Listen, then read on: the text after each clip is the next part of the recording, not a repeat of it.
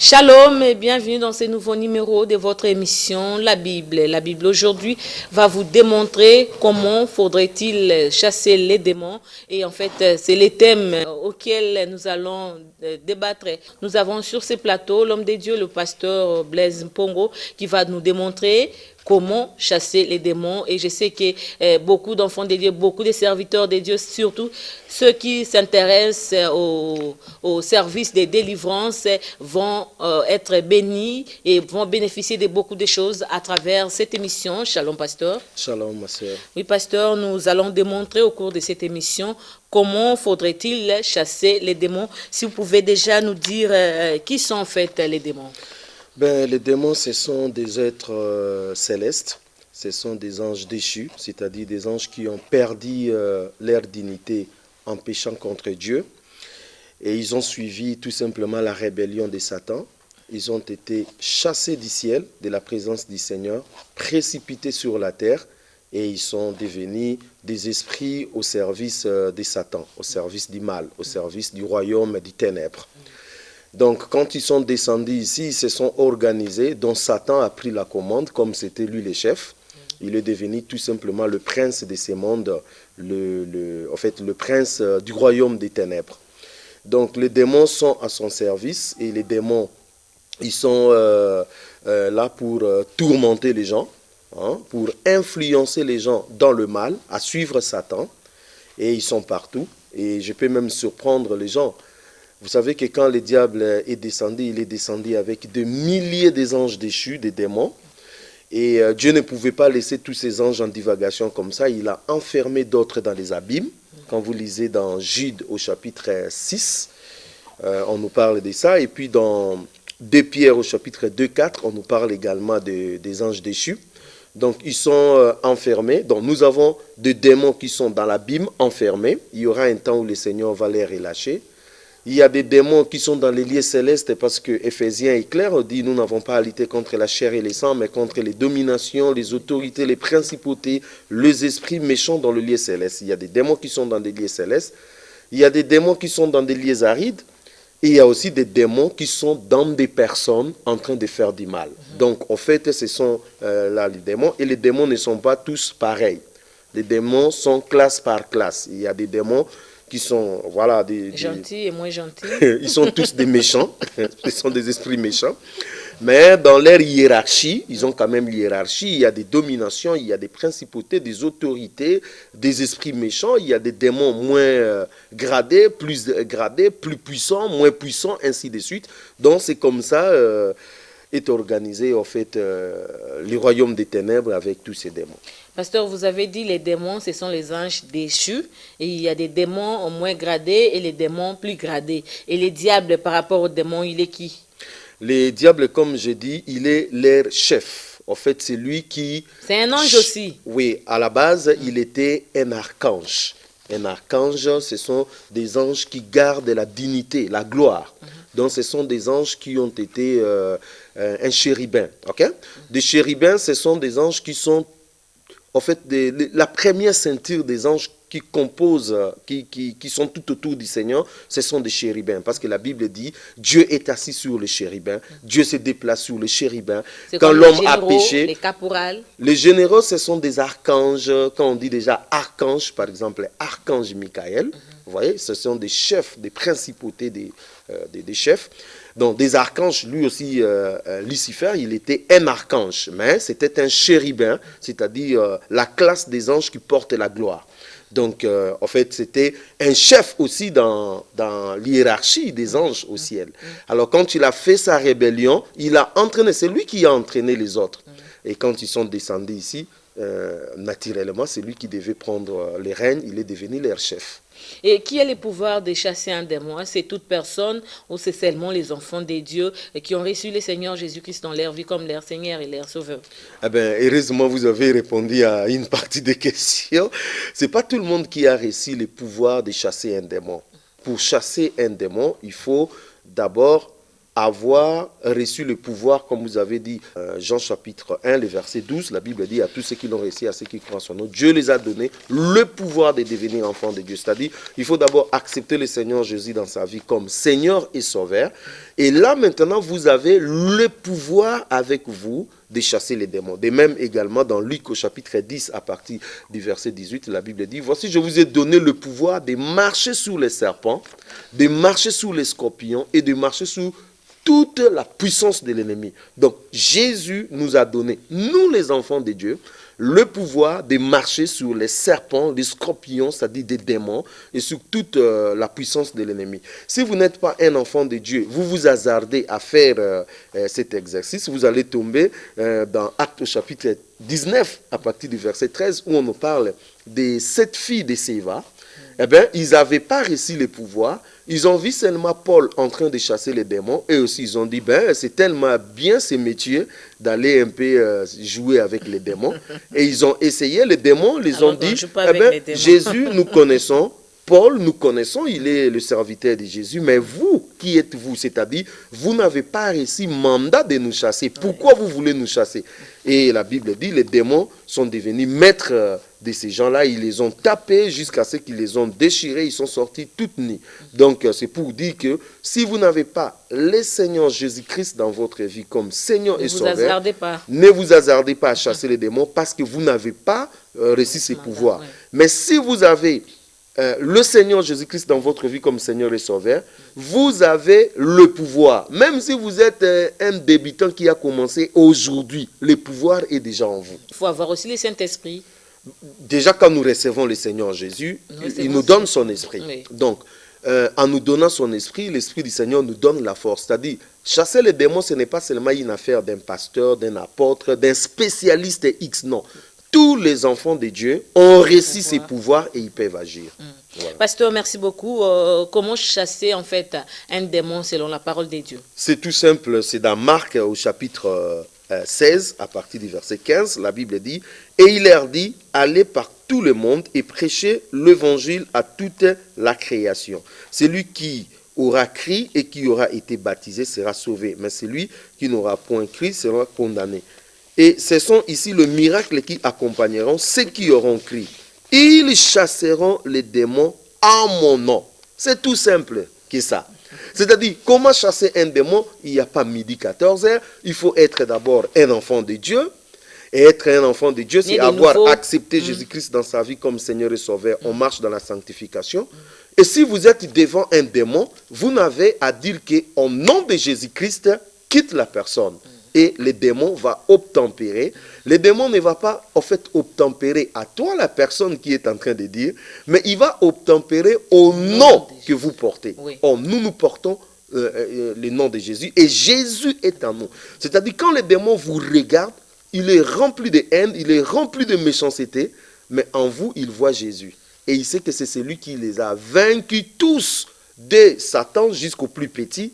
Il les a vaincus tous à la croix. Donc, ils n'ont rien à faire si ce n'est parti. Et donc, les démons, vous pouvez les chasser de votre maison, chasser dans vos affaires, chasser au nom seulement de Jésus-Christ, point barre. Il n'y a pas midi 14h, je dis comme bien. Comme la Bible le dit, n'ajoutez rien, ne retranchez voilà. Rien. Mais aujourd'hui, à travers nos services de délivrance, aujourd'hui, nous voyons quand un homme de Dieu chasse les démons dans une personne. Des fois, on utilise de l'eau, l'huile d'olive, du sel.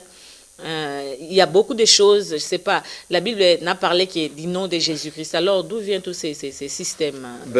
Les démons, j'ai dit, non seulement ils tourmentent les gens, non seulement ils sont au service de Satan, mais ils sont là aussi pour injecter la fausse doctrine. Mais à travers ces services de délivrance, est-ce qu'il arrive aussi au Seigneur d'inspirer quelqu'un d'utiliser l'huile d'olive ou de l'eau pour chasser les démons dans une personne? Dieu est tout puissant dans sa façon de faire. Seulement, Dieu a mis un canal idéal pour tout le monde. C'est ce que nous appelons la doctrine. Or, la doctrine égale quoi? La doctrine, c'est ce que tout le monde est obligé de suivre.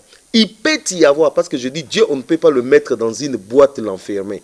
Il peut y avoir que Dieu inspire quelque chose, mais c'est un fait sporadique. C'est quelque chose qui ne va pas se répéter 2 fois, 3 fois. Je vous donne un exemple. Jésus voulait guérir un aveugle. Il crache sur la terre, il prend la boue, hein, avec ces crachats qu'il avait fait, il applique. Mais ce n'est pas ce que le Seigneur demande à tout le monde de le faire. C'était quelque chose de spontané. Hein, il a fait et puis une fois c'est tout. Mais ça ne peut pas être une habitude, ça ne peut pas être une doctrine. Ici, je suis en train de parler de la doctrine chrétienne par rapport au chasser les démons. Il n'y a pas midi 14h à faire. Vous qui m'écoutez à la maison, si vous êtes converti, vous avez accepté Jésus-Christ dans votre vie comme Seigneur et Sauveur, s'il faut chasser un démon, la Bible vous demande tout simplement d'utiliser le nom de Jésus. Le nom de Jésus est si puissant et si fort et les démons connaissent tout. Englobe tout. Les démons connaissent bien ces noms. Quand tu dis seulement le nom de Jésus, eh bien, les démons s'enfuient. Donc, vous n'avez pas besoin midi 14h. Moi aussi, je ne vais pas m'attirer sur ça. Je dis, on chasse les démons juste en utilisant le nom de Jésus, point barre. Oui. Donc, il n'y a pas midi 14h. C'est au nom de Jésus que nous le faisons. Pasteur, c'est quoi une possession démoniaque? Alors, une possession démoniaque, c'est tout simplement le fait que le diable entre dans la personne, il prend en otage la personne, il commence à lui dicter ce que la personne doit faire. C'est ça ce que nous appelons une possession, c'est-à-dire posséder, hein, rendre captif la personne. Vous voyez? Donc, n'oubliez pas que l'homme est esprit, âme et corps. Donc, il y a des démons aussi qui possèdent seulement l'esprit. L'âme et le corps, ce n'est pas son affaire. Il y a des démons aussi qui possèdent l'âme de la personne. Le corps et l'esprit, ce n'est pas son affaire. Il y a aussi des démons qui possèdent seulement le corps. Vous voyez? Vous avez par exemple les démons d'idolâtrie qui vont s'attacher au niveau par exemple de l'esprit. Vous voyez quelqu'un comme ça qui se réclame, il devient Dieu. Mais il a un démon au niveau de son esprit. Vous voyez par exemple des démons de l'impudicité. C'est du cœur de l'homme. Le cœur, c'est l'âme. Où sortent les impudicités, les vols, ainsi. Donc le démon de l'impudicité du vol, il va venir s'attacher à l'âme de la personne. Il y a aussi des démons qui s'attachent au corps de la personne.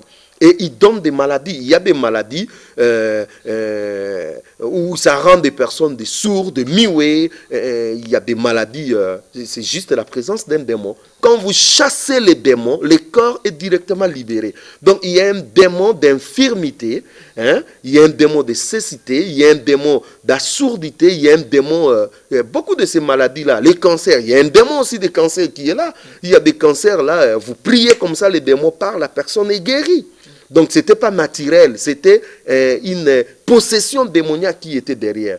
Donc, le démon va venir dans la personne et il va posséder la personne. Il va, en fait, rendre cette personne-là tout simplement esclave. Et là aussi, je vais vous surprendre.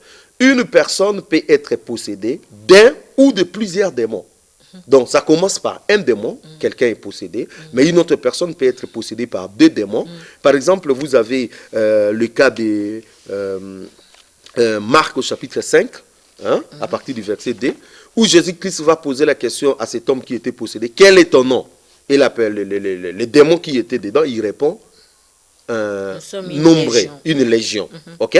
Alors, Jésus a posé cette question, non parce qu'il voulait dialoguer avec les démons, mais parce qu'il voulait nous faire comprendre qu'une personne peut être possédée par un ou plusieurs démons. Or, une légion, on fait directement allusion à cette époque-là, à la légion romaine.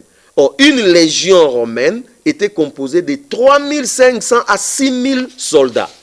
Donc, c'est pour dire que cet homme-là, il était possédé à peu près de 3500 à 6000 démons.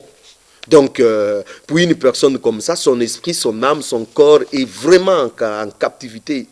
Il devient tout simplement un fou avec cette multitude de démons qu'on a. Donc, la possession démoniaque, c'est le démon qui est dedans dans la personne et il est en train de dicter la personne ce qu'il doit faire. La personne devient tout simplement esclave de ces démons et ça peut être dans son esprit, dans son âme, dans son corps ou bien tout son être peut être tout simplement possédé par les démons. Pasteur, par rapport à ce que vous venez de dire tout à l'heure, là, peut-on aussi dialoguer avec un démon?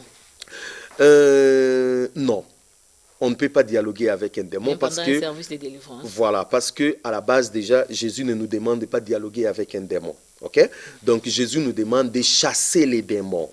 Alors, regardons lui-même le Seigneur Jésus. Est-ce que pendant qu'il chassait les démons, il dialoguait avec eux? Non. À tout moment, les démons voulaient dialoguer avec Jésus. Jésus leur faisait taire. Oh Jésus-Christ, tu es le Fils de Dieu, taisez-vous. Vous voyez, c'est-à-dire qu'il ne voulait pas, en fait, engager c'est dialogue avec eux. Il avait l'autorité juste de chasser. Et c'est ce que nous, les enfants de Dieu, nous devons faire. Les démons ne se tiennent pas en vérité comme leur père. Les diables, c'est un menteur et les démons sont des menteurs. Tout ce qu'il va te dire pendant la délivrance, il va te rencontrer des choses, il va semer la zizanie. En fait, les démons ne sont pas, voilà, les démons ne sont pas là pour édifier les gens. Ils vont bien vous embrouiller, bien vous emballer, bien vous amener dans des fausses pistes. Et très souvent, les gens aiment dialoguer avec un démon. Ils n'ont pas de base biblique, mais ils ont seulement envie de faire ce qu'on appelle des marketing spirituels et puis de faire bien leur spectacle. Vous voyez? Donc, comment tu t'appelles? Je m'appelle tel. Le démon est en train de mentir. Et comme le démon sait qu'il est là pour injecter aussi la fausse doctrine, or, la doctrine de Dieu ne nous demande pas de dialoguer avec un démon, c'est de chasser les démons. Comme le démon sait qu'il va vous amener dans cette fausse doctrine de commencer à dialoguer avec lui, eh bien, il va trouver plaisir à ça, à vous répondre des choses que vous voulez entendre, tout simplement pour vous éloigner de la parole de Dieu. On ne dialogue pas avec un démon. On chasse les démons. Des pasteurs qui aiment bien dialoguer avec un démon, soit ce sont des pasteurs qui sont eux-mêmes diaboliques, démoniaques, ou soit alors, ils ont juste besoin de faire le bus, c'est-à-dire de faire bien leur spectacle, leur marketing spirituel. Voilà. Mais bibliquement parlant, on n'a rien à voir avec ça. Pasteur, y a-t-il une différence entre oppression et possession démoniaque? La possession, comme je dis, les démons entrent dans la personne, il prend la personne esclave, soit dans son corps, soit dans son âme, soit dans son esprit, ou bien dans tout son être. Là, c'est la possession démoniaque. Mais l'oppression, ce n'est pas forcément dit que les démons entrent dans les corps. Le démon peut être à l'extérieur, mais en train de presser la personne vers quelque chose, vers le mal. C'est-à-dire, il veut t'influencer. Même nous, en tant qu'enfants de Dieu, à un moment donné, on peut être oppressé. Il nous arrive, vous sentez la présence démoniaque tout autour de vous. C'est-à-dire, le diable est en train de vouloir vous oppresser. Mais il n'est pas en vous. Il est à l'extérieur et il est en train d'exercer. Si vous avez le Saint-Esprit comme ça, vous allez directement dans la prière. Voilà, directement dans la prière. Et puis, il se retire loin de vous. Vous chassez cette oppression. Vous voyez quelque chose de comme ça. Donc, l'oppression, c'est à l'extérieur. On essaye de vous pousser vers quelque chose. La Bible dit par exemple, David a été excité, c'est-à-dire oppressé par le diable de faire le dénombrement, ce qui n'était pas dans la volonté du Seigneur. C'est-à-dire le diable peut vous pousser, vous presser à faire quelque chose. En ce moment-là, vous êtes sous l'oppression démoniaque. Mais la possession, c'est les diables, c'est-à-dire les démons qui sont à l'intérieur. Vous voyez? Donc l'oppression, c'est la puissance, l'influence qui vient de l'extérieur, qui vous pousse vers quelque chose. Pasteur, peut-on chasser Satan dans la vie d'une personne ou Satan peut-il posséder quelqu'un? Ça, c'est une très bonne question. Je vais répondre. Alors, il faut comprendre à la base que Satan, ce n'est pas seulement l'être de Satan, mais Satan, c'est tout un royaume.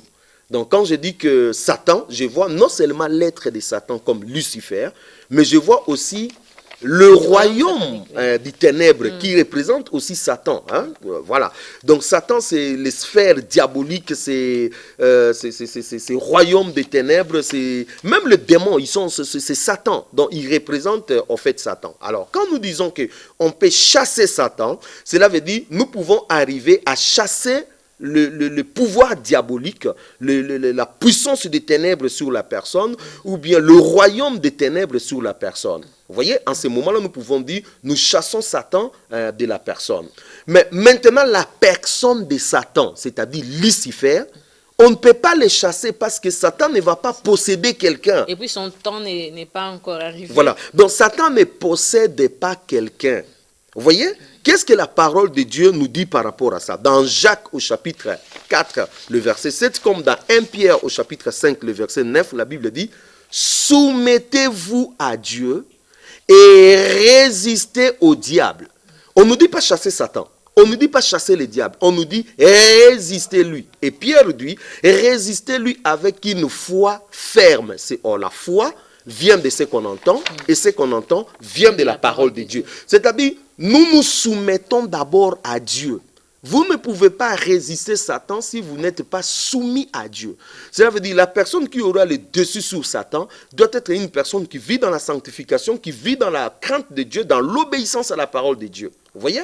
Quand vous vivez dans la soumission à Dieu, en ce moment-là, vous pouvez résister maintenant à Satan. Comment vous allez lui résister? Par une foi ferme. Cela veut dire, il viendra vous dire que non, il faut aller dans telle voie et vous vous dites non, la parole de Dieu ne me dit pas ça exactement comme c'était avec le Seigneur Jésus. Voilà, si tu es le Fils de Dieu, transforme ces pierres en pain. Jésus lui a résisté avec une foi ferme, c'est-à-dire avec la parole. Il lui dit, l'homme ne vivra pas de pain seulement, mais de toutes les paroles qui sortent de la bouche de Dieu. C'est comme ça qu'on résiste à Satan. Alors, toutes ces délivrances que je vois sur l'Internet, où on dit, oui, Satan a possédé cette personne, voilà, Satan, il est dedans. Mon ami, attends, c'est de la blague. Ça fait partie du marketing spirituel. Ça fait partie vraiment de l'escroquerie spirituelle, si je peux dire. Satan ne possède pas les gens. Si Satan possédait les gens, la Bible allait nous donner le pouvoir de lui chasser des gens. La Bible nous dit de chasser les démons, pas Satan. La Bible nous dit de résister Satan avec une foi ferme. Donc, toute cette délivrance que vous voyez, on est en train de chasser Satan, eh bien, c'est du mensonge. Hein? Et quelqu'un vous dit, comme les démons aiment ça, les démons savent que non, ils sont en train d'amener les gens dans une fausse doctrine qui consiste à chasser Satan. Déjà, je vais vous dire une chose. Satan n'est pas omniprésent. Cela veut dire que Satan n'est pas partout au même moment. Oui. Satan, c'est un individu qui est assis dans son trône. Vous voyez? Donc, il est relayé par des démons, il est relayé par son système, en fait, qui lui remonte des informations et qui reçoivent ses ordres à la minute près, aux secondes près. Vous voyez? Donc, Satan n'est pas partout. Comment Satan va quitter son trône? Il va aller posséder Messie X, parce que quand vous allez sur l'Internet, vous allez voir beaucoup de ces délivrances-là, où on a chassé Satan ici. Donc, attends, Satan a laissé son trône, il est chez le Messie ici, je ne sais pas moi, pendant 12 ans, il est chez l'autre pendant une année.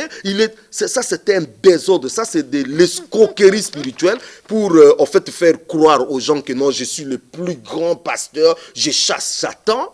Mais en réalité, sur le plan biblique, c'est anti-biblique, n'a rien à voir avec la doctrine. Donc, on chasse les démons, on résiste à Satan avec une foi ferme, selon la parole de Dieu. Donc, si vous êtes dans une église où on vous a dit que non, Lucifer, et puis les démons aiment ça, ils vont vous dire que, comme on aime bien dialoguer avec les démons trompent les gens, ils vont dire, toi tu es qui? Il va te dire, moi je suis Lucifer. Ah ben, ah bon? Tu es Lucifer? Ah bon, Satan est ici.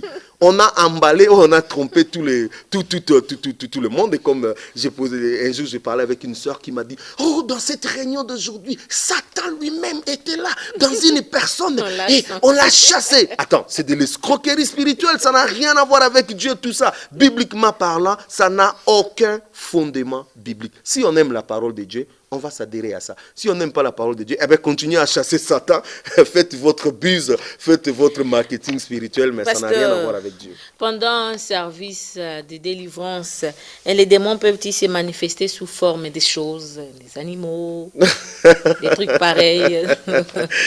Bon, déjà, à la base, il faut comprendre que des démons ont des formes des animaux. Toute personne qui perd sa position, sa gloire, même nous les hommes, nous avons été créés à l'image de Dieu. Mais lorsque nous avons perdu la gloire, les hommes sont assimilés aux animaux. C'est pour cela qu'on parle de l'homme animal, c'est-à-dire l'homme qui ne connaît pas Dieu. L'homme qui était dans l'image de Dieu, qui était à la ressemblance de Dieu, comme il a perdu la gloire, il est devenu un homme comme un animal. Également, c'est la même chose avec les anges. Ces démons-là gardent l'image d'une personne? Non. Les anges étaient des... Oui, c'était des êtres spirituels, mais quand aujourd'hui le Seigneur les regarde, ils ressemblent aux animaux. Commençant par Satan, leur chef. La Bible les décrit comment? Comme un dragon, comme un serpent. La Bible dit les serpents anciens. C'est-à-dire la beauté qu'il avait. Le Seigneur, quand il regarde comme ça, il dit c'est vraiment un serpent ancien. C'est pour cela que la Bible dit, je vous ai donné le pouvoir de marcher sur les scorpions. Vous voyez, il y a des démons que le Seigneur regarde comme ça, il les voit comme des scorpions. Quand vous lisez dans Apocalypse 9, on nous dit l'abîme était ouvert. Je vous ai dit, il y a des démons qui sont enfermés dans les abîmes. On dit, ils montaient sous forme de sauterelles. C'est-à-dire, on les regarde comme des sauterelles. Dieu les voit comme des sauterelles, des animaux. Il y a je crois dans Apocalypse chapitre 16 ou 19, si je ne me trompe pas, où on parle des guerres d'Armageddon, on dit 3 esprits impurs sortis de la gueule du dragon, du faux prophète et de l'antichrist. Ils avaient la forme des grenouilles, des esprits qui avaient la forme des grenouilles. Lui-même, dans Apocalypse au chapitre 13, on décrit une bête qui monte de la mer. C'est l'antichrist, un démon qui monte de la mer. C'est-à-dire que des démons ont des formes des animaux. Cependant, lorsque nous chassons un démon, les démons ne sortent pas comme un animal. Vous voyez, le démon est sorti un chien. Non, ce sont des êtres spirituels. C'est-à-dire on ne peut pas les capter comme ça. Donc si il y a une délivrance, on vous dit que non, vous avez un esprit de grenouille, et la grenouille est sortie. Attends.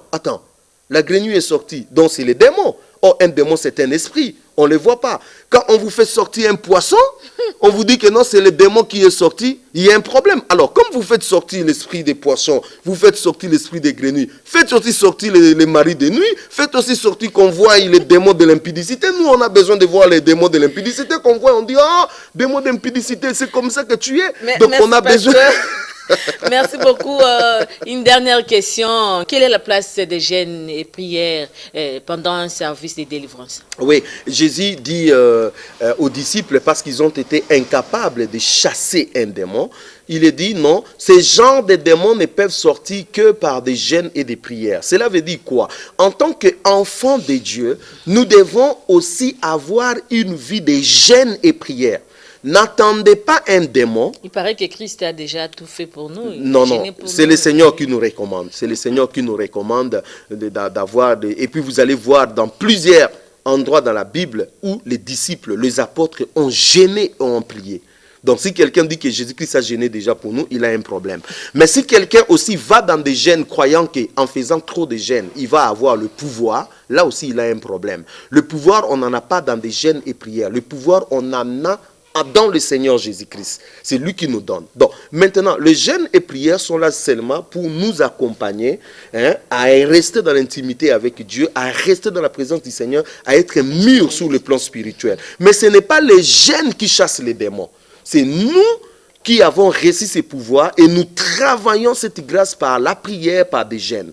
Donc, nous jeûnons, nous prions.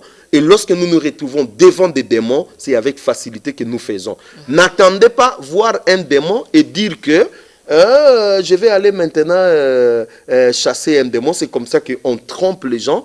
Je peux même vous surprendre. En France, je suis allé la fois passée. Les gens achetaient des cornes. Un prophète a dit, vous achetez ces cornes, je ne sais pas moi, à combien d'euros? Et si vous soufflez dans votre maison, les démons partent. C'est faux. C'est faux. C'est faux.